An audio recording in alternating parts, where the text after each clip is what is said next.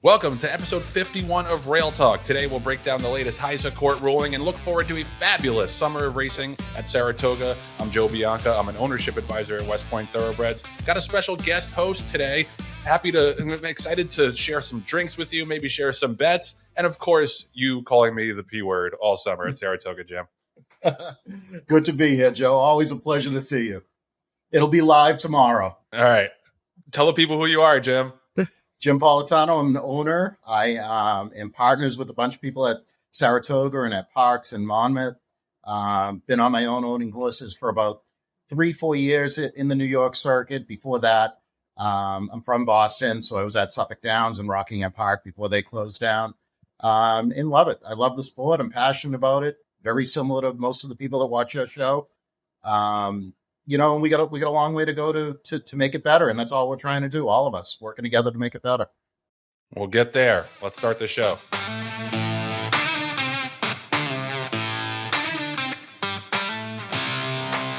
In today's legal corner, we have yet another ruling on the HISA front. The Fifth Circuit has found part of the Horse Racing Integrity and Safety Authority /Act unconstitutional.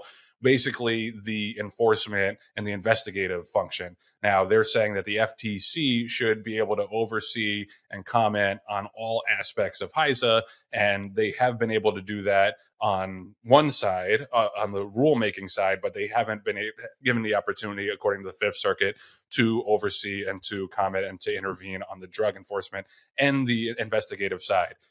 This is going to be an ongoing thing. There's going to be no final conclusion to this, I think, for a while. I think for now, we all have to treat HISA as if it's the law of the land. But I'm interested for Jim's take, because Jim is a horseman and I'm not. I play a horseman on TV. But Jim is a regular owner, and he, has a lot of blue collar trainers that he employs who do have to deal with the ramifications of HISA and the new rules. Jim, I think you are coming from the same standpoint as me that, we needed to clean up the game. We needed to do something to drastically overhaul the patchwork regulation that we had previously, but there are a lot of hardships that come along with that. Why don't you just give us your take on HISA, where we're at, what needs to be done? Well, it's so deep. My perspective hasn't changed from day one. I have wanted a governing body to look out for the horses, first of all. The humans are secondary to this, that we have no business without these beautiful animals. If we don't take care of them and treat them properly, we don't deserve to be in the industry, and the industry does not deserve to exist. So HISA coming in, I think it's a great concept of it. You are going to go through growing pains when you're building something from the ground up. You have an old school mentality in our sport that thinks a certain way, and we're trying to rebuild the wheel on these old school people. And it's been hard. It's been difficult. Everybody's butting heads, and now we've become more divided than ever on a lot of these issues. I love HISA. I love the concept of it. The execution has been horrible. It's been horrible in a lot of aspects. And you see two different courts now coming up with two different renderings. Now it's going to have to go to the Supreme Court just to see if it's legal or not. Forget about the execution of it from that point. We're just going to find out if it's legal or not. That's ridiculous. That means somebody didn't think this through from day one. Do I think we should just get rid of HISA and start over? No, I don't. We're a couple of years into it, and we've seen some progress in it. I think we got to build on it and get on the same team. And that comes from everybody. That comes, and I know you and I are like-minded on it, and I am like-minded with a lot of other owners that don't want to look over their shoulder at the cheaters, that don't want to have to look up and say, well, we're not going to win this race. We got no shot here. I don't want to feel that way. I want the little guy to have a fair opportunity to win that race, and that means I want an even playing field. Simple as that. How we get there, I don't know. Yeah. I mean, I think there is a much more level playing field now. Like, just anecdotally, as a horse player, I don't see these big run off the screen jobs that I used to from certain trainers who you knew absolutely were cheating. And I think that, more than anything, I agree with you, like, on the particularities of enforcement. It's been bumpy along the way, and it's going to continue to be bumpy. But I think the biggest thing in terms of catching the cheaters and keeping the horses safe is the deterrence factor. And there was no deterrence whatsoever in the previous system, when it was just a bunch of, empty suits and political appointees running gaming commissions. Nobody was scared of those guys and getting seriously popped for any major offenses. And, now it's unfortunately, it's like the dragnet principle, where I think some people who are innocent and are not really trying to bend the rules are getting swept up in kind of this mass enforcement operation that we're doing right now, and there has to be some adjustments along the way to make sure that people's livelihoods aren't completely upended. But the flip side of that is, if you get rid of it, we're back to square one, and we got nothing. Yeah. We got racing commissions like Louisiana doing things that are clearly not right by the horses. And I think that the other thing that HISA has done, and I'm interested to get your take on this, is galvanize people to push in one direction in terms of making the sport safer and fairer. And I just don't think that there was that push for that, or that appetite for that, broadly across the industry before HISA came around. Now you can argue about the particulars of the rollout and the enforcement, but I do think that has unified people in a way that we've never seen before. I think there's two different issues here. One is the legal issue of whether it's constitution, whether they took some of our rights away. And if Louisiana and Texas and some of those states were only fighting on that issue, I'd almost stand behind them because I want it done right. But they're fighting on a lot of other issues too, that they don't even want this anywhere in our dialogue. They don't want it done. So that makes it a little bit different. I do believe it's bonded some of us. It's bonded the bad people in one area, and it's bonded the good people in another area. I would consider you and I and your operation at West Point and Terry and those people that do it the good guys. So we're all on one page, and then you have a lot of other people that are not on that page. But that's the epitome of our industry too. We have people like that, and I have I have a lot of opinions on subjects within the racing industry. Mine goes deeper, that I think there should be a governing body for the stewards for every aspect of racing, that we have no uniform system anywhere. Whether it's me and you could sit at the track at Saratoga tomorrow or Friday, and the inquiry sign goes up, and you could say that's going to be a DQ, and I could say, no, it's not, and neither one of us have a clue what they're going to do.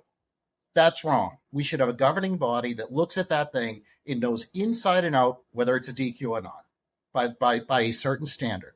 And it goes by track. It goes by which stewards are working that day.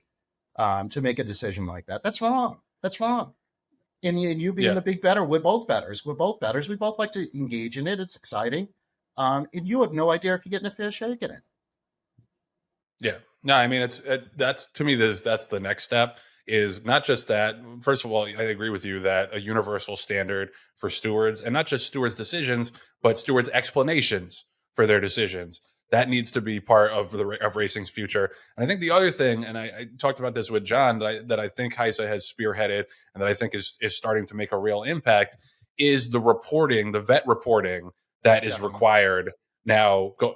Ever since they came around, California had been doing it a little bit before HISA, but HISA has kind of accelerated that, where the betting public knows everything that's going on with these horses. And that's the standard in Hong Kong, in Japan. There's a full report about the horse's training, about the horse's breezes, about the medications the horse may be on. And to me, there was no way to assemble that data before. There was no appetite, and there was no logistical way to do it. Jim, you tell me, is it I assume it's a pain in the ass, more so for trainers and vets than it used to be. But that's the kind of thing that, if you want transparency in the sport, you got to have that data. Yeah. And we've gone through recently, and HISA has actually caught up to some of the vets that were not documenting their treatments to the horses, including some of mine.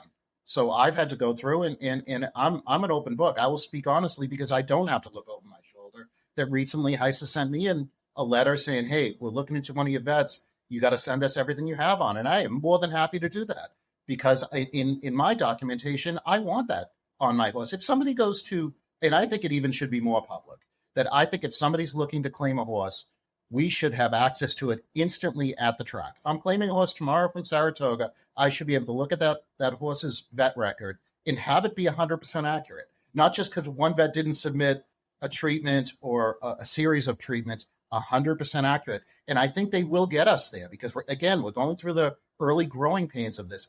3, 4, 5 years from now, every horse that's running will have everything documented on them. And we're going to have so much more information when you decide to drop a claim. You can't count on the track vet voiding a claim because the horse is sore. Don't count on that. Do your due diligence before you step in the box. Yeah, no doubt. And there's one other topic that came out in the past week that HISA is considering expanding the term covered horses to cover 2-year-olds at the sale. And to me, that makes all the sense in the world because, the current definition is a horse that's had a timed workout. And right now it says at a racetrack or at a training facility, but the 2-year-olds at the sales have timed workouts. So there's no reason, I think, in terms of the letter of the law, why that shouldn't be expanded. And I think it came up because I guess it was Jeffrey Englehart who had that suspension, that 2-year suspension for clenbuterol that was rescinded because they were able to prove that the horse had it in his system from the sale. Jim, you're a guy who shops the sales. Like, do you think that's as much of a no-brainer as I do? I think you and I were out to dinner when this topic came up, and I was with my trainer, Kate Tomasi, that I believe go even deeper than that. I believe the second a horse enters a sale, whether it's the yearling sale from Kentucky yesterday or the 2-year-old in training at Ocala, the horse enters a sale, that should be a covered horse. From that point forward, the intention is of that racehorse now to race him.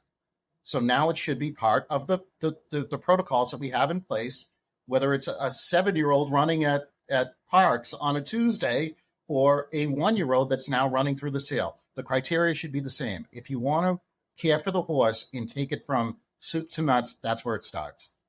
And I'm firm on that. And I know that costs money, that costs people, that costs a lot of expenses. Well, HISA is not cheap right now. The reality of it, it's not cheap right now. So let's expand it and either do it right or don't do it. One or the other. Yeah. I totally agree. And it's a way to protect the buyers too. Yep. Like there's so much guesswork going on right now when you go to the sales, especially the 2-year-old sales, about who's sound, who might have had some treatments that you don't know about. That I think it's a no-brainer to expand that definition to cover sale horses to protect the buyers. I wanted to shift gears for a second. There's some breaking news yesterday about a Game of Silks, which is basically like this fantasy horse racing app/program that has gotten a lot of money from the industry, has gotten a lot of backing from NYRA and Jockey Club and a lot of industry stalwarts. And it seems at the moment like they might do what's called a rug pull. And it's in the crypto world. Basically, you raise a bunch of money for a project and then you claim technical difficulties or shortage in funds or whatever, and you freeze people's accounts and you don't end up paying out the money. It happens all the freaking time. Like, you should go check out. There's a great Twitter follow. Web3 is going just great, and it basically shines the spotlight on all of these projects, these NFT and crypto projects that have been scams and have cost people a lot of money. This is usually the first step. I'll read you the quote, and this is from the Game of Silks bot. I guess it was on their Discord or whatever, but it was posted all over Twitter.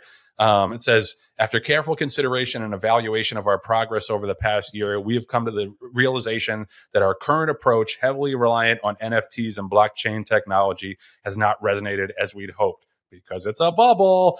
Despite our best efforts, we have not been able to attract new players to the extent needed for sustainable growth. Therefore, we've made the difficult decision to suspend all aspects of Game of Silks temporarily. This includes gameplay activities, community events, and support services.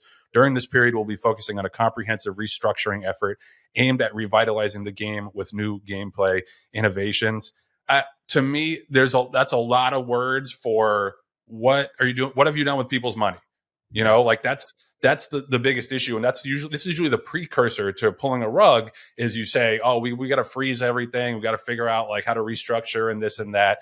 To me, this has the portent of a scam. I'm not saying it 100% is. Maybe they do restructure and maybe everything turns out okay. But there's a lot of people, I think, rightfully pissed off and rightfully suspicious about this, as we've seen this throughout the world of NFT and crypto. And it's not a good situation right now, Jim. No, it's terrible. When you make a statement like that, you should put a timeline in. If somebody's holding your dollar, put a timeline in. We're going to take 3 months to give this thing a shot and try and fix it, and then we're going to roll it back out. Or if at the end of 3 months we can't, whatever's in your account, you get back.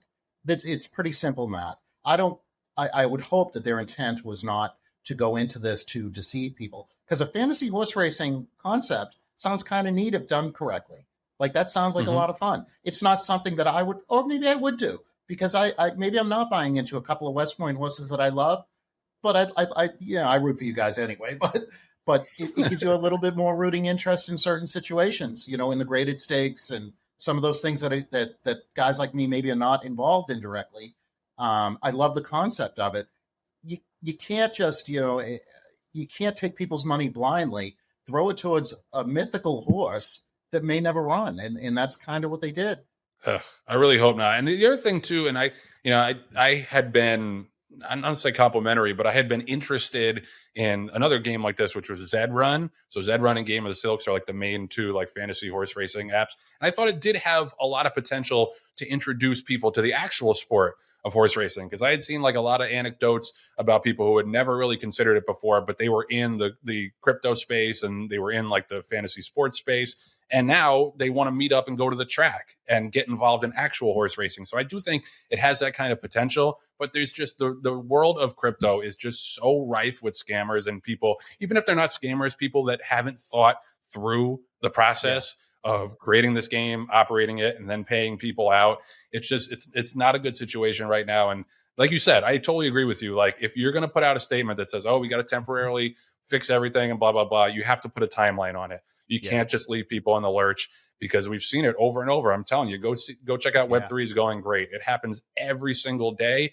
And it's part of a bubble that I think is I'm not going to say completely collapsing, but has definitely receded a lot from the height of like the NFT and crypto craze. Well, when you talk about trying to get new people into the sport, if this was the concept for getting new people to the sport and it ends like this with them getting scammed out of their money, you just ruined it. You just took all those people that signed up saying, hey, let me get a feel for it, see how this works. Maybe I'll buy a horse with West Point at some point, or SOK, or some of those partnerships that are really building and can get into a real horse.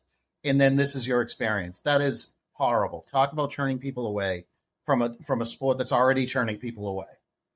Yeah, no doubt. And listen, we'll stay on this. So if you are involved or you have money in Game of Silks, DM us, like let us know what's going on, because again, like a lot of times when there's this temporary freeze, you don't necessarily trust the people in charge to come back and give you consistent updates. So if you are involved in it and you want us to know what's going on and talk about it, hit us up, DM us, and we'll stay on it. Rail Talk is sponsored by the Green Group, the #1 accounting firm in the horse business. There's one reason they're #1. No other CPA firm knows the horse industry like they do. Len and DJ Stable have over 200 horses, won over 2,500 races. They've got close to 1,000 clients in the horse business because they make the money and save them taxes. What's that number, Michael? 732-634-5100. So hit them up at 732-634-5100 or go to greenco.com. But you don't have to take it from me. Jim, you recently signed on with the Green Group. Tell me a little bit about your experience. I did. Joe, horse racing is difficult from a tax perspective. And when I got into it, honestly, it was a train wreck. I didn't know tax-wise how to handle it. And when you're buying 2-year-olds, you're buying yearlings, you're pinhooking, you're claiming, and then the horse gets claimed 2 races later. Well, there's people that don't know that. My accountant did not know how to handle that. I went to Lenny. I met with him one time. I knew this was my guy, 100% all in. His operation is second to none. So I've been with him for a year now. This was the easiest tax season that I've ever had in my entire life. He not only took care of the horses, took care of my personal, took care of my company. He did the band's taxes. I'm a musician. So he did all the band's taxes, took care of everything on top of it. Just wonderful operation. Yep. I couldn't say it any better. Len and the Green Group will take care of you like their family. And there's a complimentary confidential half-hour consultation in it for you if you call them up at 732-634-5100 or go to greenco.com. Len guarantees he'll find you value and savings. That's the Green Group at greenco.com. All right, so we haven't really spoken at length about this horse on Rail Talk, but I've always been a huge fan of his. And to me, he's clearly the coolest horse in training right now. Next, who blew out his opponents in the Brooklyn Stakes last week or over the weekend at Belmont at the Big A. He got a 109 buyer. He's unbelievable to watch because you Jim, I'm pretty sure you and I have never seen a horse who quickens the way that he does, going a mile and 3/8, a mile and a half. Like he just turns on the afterburners in the stretch. He came home in under 36 seconds for his last 3 furlongs.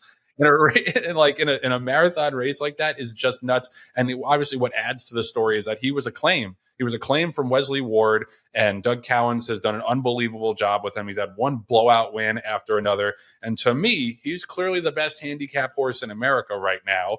And it's unfortunate in my eyes that it seems like he's going to stay with that marathon route. His next opportunity supposedly is going to be the Birdstone Stakes, as opposed to running him in the Jockey Club Gold Cup or the Woodward.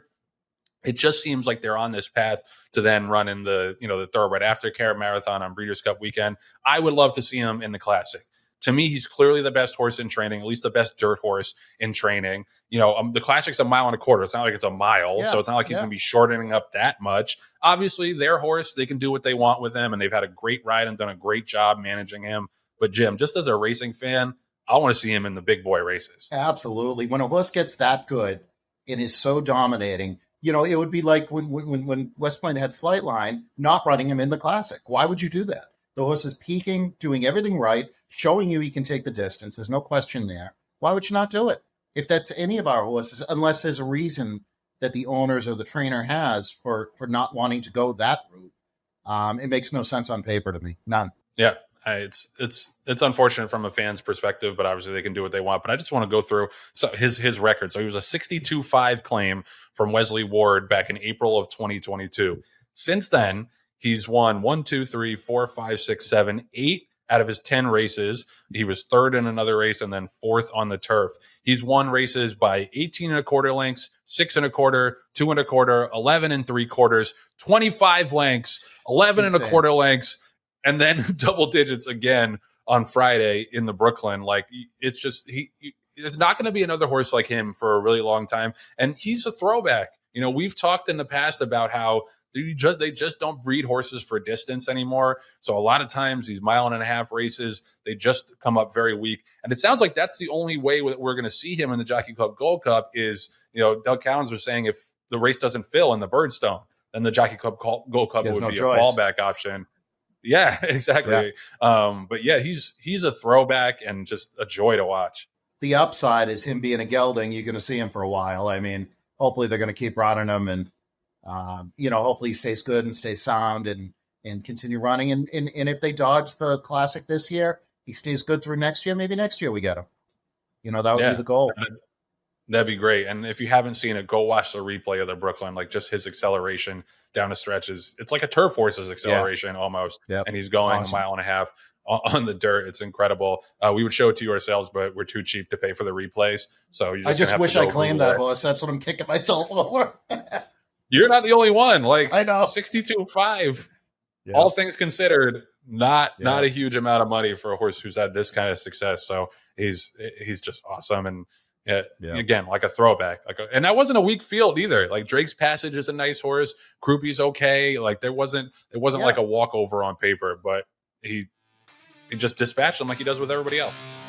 Rail Talk is sponsored by Fasig Tipton. Sparks were flying at Fasig's July Selected Horses of Racing Age sale on Monday in Lexington. Informed Patriot, who was third in last week's Indiana Derby, hammered for $1.55 million to top that sale. Prince Saud bin Salman purchased the colt. He's a full brother to Spun to Run from the consignment of our friends at TaylorMade. This was the highest price, obviously, in the history of the sale. I mean, it's just that sale keeps growing and growing and growing. There's lots more exciting news too at Fasig Tipton. The July sale was held yesterday. We're recording this on Wednesday. It was held yesterday. The first horse in the ring brought over $200,000, and that helped set the tone for the entire day. There were a ton of highlights. There was a colt by Uncle Mo who sold for $400,000. A Mayberry Farm colt by Justify who sold for $400K. The July sale, I've always said, is one of the most underrated sales to find yearlings at. 154 yearlings sold for $17.319 million. The average was 112,461, which was up 14% from under 100,000 last year. The median was up 17% to $90K from 77,000. And Jim, you tried to shop the sale, and the prices were too crazy, right? Yeah. It's the market has been very strong on the yearling sale. I think a lot of people that sale was overlooked, and you're right, it was overlooked in the past, because a lot of people wait for the Keeneland or they wait for the other opportunities, because you have to, if you're pinhooking especially, you're holding the horse a little less time. There's less bills involved. I looked hard at that sale, and I really did make an effort at some stuff. Just, it went a little bit out of my budget. And even the Horses of Racing Age sale, there was a lot in there that I liked. Just everything's escalated to an amount where I felt that the cost wasn't effective for me. Yeah, I mean, It's obviously great for Facing and great for the sellers. And also what's great for Facing and the sellers is the Saratoga sale catalog dropped Yeah. earlier today. We're obviously all looking forward to the Saratoga sale, August 5th and 6th. Those sessions start at 6:30 at the Facing Tipton Pavilion, which is just across the street from the racetrack. So we can't wait for that. It's obviously a star-studded event, great party as well, unlike any other sale in the country or in the world, I would venture to say. So we're looking forward to that, and obviously coming off of the heels of the great success of the Horses Racing Age sale and the July sale, would expect a lot of fireworks coming up too at the Saratoga sale. If you've never been to that sale, that is the one to go to. So somehow we managed to get through 2/3 of this show without mentioning that we're a day away from the opening of the Saratoga Racecourse Meet, the best 40 days all year in racing for my money. I'm actually heading up to Saratoga in like an hour and a half. I got to get packed to go up for the first week. Can't wait to see everybody. Can't wait to see the West Point partners. I guess I can't wait to see Jim up there at the post bar. It's going to be a fun. It's gonna be a fun summer. I think that there is going to be a lot of attention on the dirt and the turf course after a bit of a rocky summer last year in terms of the safety of the horses. But I know that Glenn Kozak and everybody at NYRA is doing everything they can to have a safe racetrack. I think we might be off the turf opening day. There is some rain in the forecast, so definitely keep that in the back of your handicapping mind. But Jim, like, you've been going up to Saratoga a long time. You spent a ton of time up there because you don't have a real job, but also because you love it. What are you looking forward to the most for this Saratoga meet? Well, Joe, word on the street is that your dad, Russ, is coming up. Is he? I don't know. We might be a surprise guest again. And he did tell me that you have a little special blanket that you like to travel with. So I think we're going to show a picture of that blanket real quick. Let everybody absorb that for a little bit. Oh, God. That is awesome. Oh, man. Oh, it's nice that he shaved that day too for the picture. That was nice. All right, we're coming off the rails here. All right, let's talk Saratoga. You know, it's my favorite place on the planet. You know that. We've talked about this in detail. And I love taking new people up there to experience it because everybody's heard about Saratoga. And if you've never gone before, you go once and then you're kicking yourself that you missed it your entire life up until that point. And that's what I found with people. So opening weekend, I got a couple of friends coming up from Boston that have never been, and I'm excited to show them, you know, our thing, what we do. You know, we got our spots. We'll meet at the post bar and on the porch, or, you know, we got our routine down there, and I love it. It's beautiful. And you know, when you have one running, that's great. But even if you don't have one running, West Point or some of my friends are going to have things running that you root just as hard for. You got a Drunk on Sake ready to cruise again, or? Well, I just found out we're going to scratch on Friday. Oh, jeez. Yeah, we're going to target.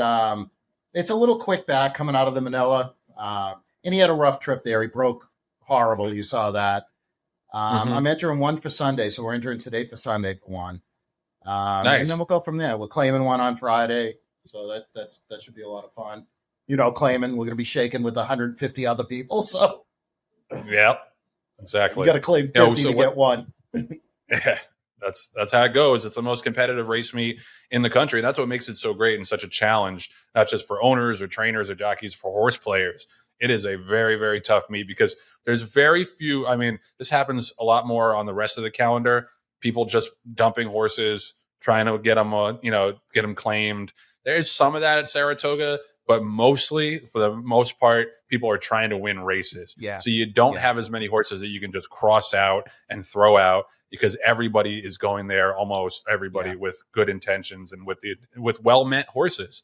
So that makes it a challenge as well. And believe me, I've learned my lesson early on that I think I'm dropping a horse from 40 to 20. I'm going to be 6-5. No, you're going to be 6-1 because everybody's doing the same. Some people are dropping out of the one other than allowance. They just finished third for 20 to get their win. And that's just what it is. And there's going to be an opportunity there to claim and increase your stable a little bit. But you're also going to have to run against iron. And that's what we do. So for us with Saki to get that opening day of the Belmont at Saratoga win, that was maybe the most special win in my entire life. That was just a moment that I will never, ever forget. Because there's only one in the history leading owner. that did it. Yeah, leading owner for 30 minutes. I think at the end of day one, I was still leading owner. We were all tied with one. Exactly. And We're that going to horse get you a plaque. get me a plaque. That would be nice. I would love a plaque. One-time leading owner.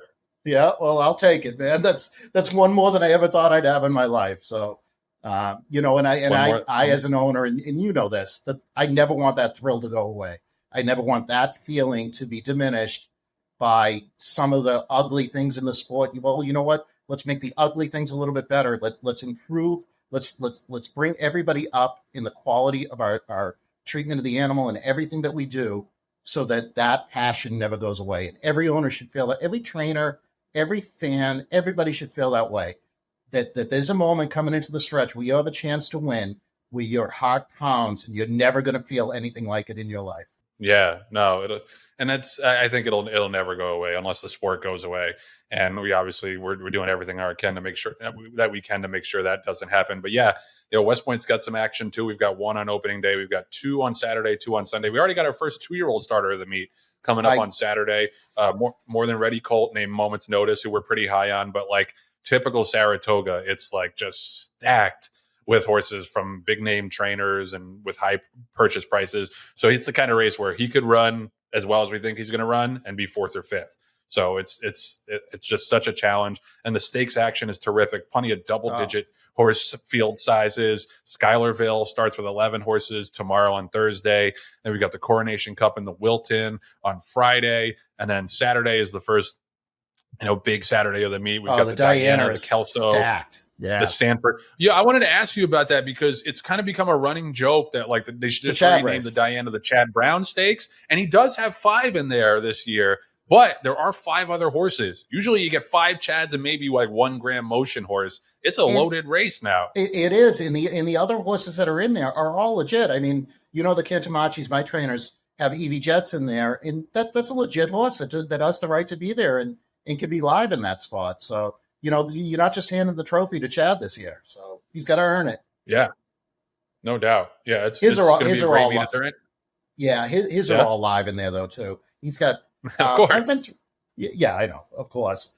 So I got a long shot. You want a long shot pick for the weekend? Yes, please. I'm going to give you one. The 5th race on Friday. There's one that I think it's 12-1 morning line. Cold as hell. Okay. And I think that horse can be live. You got the PPs in front of you? You should look at this. I do, yeah. I'm looking at him. Of course, now he's going to go off like 2-1 since I gave him out. But the Rail Talk push, baby. What do you like? Yeah, that horse coming in. Dwayne Lucas dropping the horse in for 20. Ran competitive in the starter races. Going back, his back class, his buyer numbers fit him in this spot. I think he's going to be tough in that. And I'll take 12-1, 10-1 all day long on that. I think the horse to his inside is a little interesting too, joking way, because I think there's a lot of speed on paper. Yeah. And the horse is technically dropping, even though the 20 is probably, like you said, is probably going to be similar to the 40 at Belmont at Aqueduct. But, has a 80 buyer, 3 back, can close. To me, he's interesting. But yeah, these are the kind of races. It's like this is a war. This is an 12-horse war, and it's just a claimer. And just so you know, that 20 claimer, I'm taking one out of that race. I'm not going to tell you who, but you can do some math and figure it out. I don't know. Is there like a Boston mass hole reference in there somewhere? What are you going to be like that? I thought this was very peaceful. Such a freaking homer. Wow. He's such a homer. Come on. That hurts my feelings. All right. Who else? You got anybody else on Friday you want to give us? Yeah. No. Oh, you know who I like Saturday? No, there's nothing else I want to give out. I'm not giving anything to you. I'm mad at you now. Yeah, I like that one in the last race on Saturday, that Sugar Gray Leonard for 35. I think that's a nice spot for that one. Again, really competitive race. You can tell Jim is a middle-class owner because he's only looked at the claiming races so far. That's it. That's all I study. Is there anything in there maybe I could dip for? Races. No, I did look at a couple of the big ones. I like your horse, that first time starter, that Moment's Notice in the 7th on Saturday. I like that a lot. And then the Kelso, I love Mysterious Night. That's what I got in that one. I don't know how much value we're going to get there, but I do like that one. So I did look at the big races, just so you know. Okay. Well, you tell me. You have the night to sleep on it. When I see you tomorrow, I'm expecting some opinions for the stakes. And I'll expect you to put up some money so we can put a ticket in there. Yes, we're doing it. We cashed. Listen, we have a good record on this show. We cashed 2 of our bets from the Breeders' Cup show. We did. Yep. And that was a good combo. I So- think we both were like 50-50 on feeling strong on stuff, and that's how we connected on it. 100%. All right. So pick 5 tickets coming this weekend. Lots of drinks flowing, lots of kamikaze shots because Jim is a 21-year-old in a however many year old's body. But yeah, we can't wait. We just hope for a fun and safe and just joyous summer up at the spa, because how couldn't it be? Yep, exactly. Thanks, brother. Rail Talk is sponsored by TaylorMade Sales. As we mentioned earlier, the Fasig-Tipton Select Sales at Saratoga catalog is out right now, and TaylorMade has a heavy, heavy presence. 36 horses consigned, which is a lot in a sale that has 240 hips. So they're going to be there heavy. They're the leading yearling consigner every single year, pretty much, and there's a reason for that. They treat every horse and every client as if they're the most important horse or client in the barn. They've done it for DJ Stable. And on that note, DJ Stable has 3 horses coming up in the Fasig sale that are consigned by TaylorMade: a filly by American Pharaoh out of Mo Green, another filly by Candy Wright out of Moonlight Garden, and a colt by Ghost Sapper out of Starlight Tiara. So best of luck to our buds at DJ Stable. You can find them at Barn 10 on the grounds at Fasig-Tipton. But yeah, TaylorMade will take care of you, whether it's a horse of racing age. And as we mentioned, they consigned the wild topper, $1.55 million topper of the July Horses of Racing Age sale the other day. So they can do it all. Horses of Racing Age yearlings. They're obviously going to have a ton of great brood mares coming up at the Fasig November and Keeneland November sales. So they do it all. They obviously have a very nice stallion roster as well. They're the best in the business. They're diverse. They can handle any kind of client, any kind of horse. Just hit them up at tailormadesales.com. All right, so that's going to do it for episode 51 of Rail Talk. We survived without John Green, who's gallivanting around the mountains of Western Canada somewhere. Hope you had fun, buddy. See you next week. Thank you to Jim Politano for coming through and co-hosting with me. Great job, buddy. Oh, I'm still here. Thank you. Yeah. You're still part of the show for another 15 seconds. Thank you. Always a pleasure, Joe. You know I love you guys. Happy to be here. Yeah, thanks for coming on. Thanks to our producer, Patty Wolf. Thanks to our associate producers, Nathan Wilkinson, Julia Agresta, and Brad Kirky. Thanks as always to the sponsors, Fasig-Tipton, TaylorMade, and the Green Group. We'll see you next week back here on Rail Talk.